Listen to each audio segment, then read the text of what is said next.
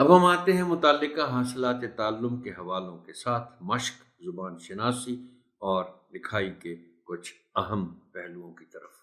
سرگرمی ہے اشارات کی مدد سے کہانی تحریر کرنا۔ صفحہ 43 پر حاصل تعلم اس کا ہے کہ طلبہ اشارات کی مدد سے کہانی لکھ سکیں۔ یہ ایک مشہور کہانی ہے، عین ممکن ہے کہ کچھ بچوں کو یہ پہلے سے معلوم ہو۔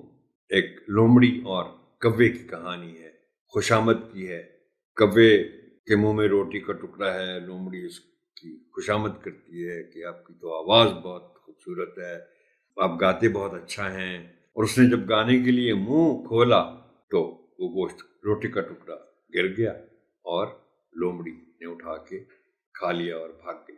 اخلاقی سبق یہی ہے کہ خوشامد سے بچنا چاہیے۔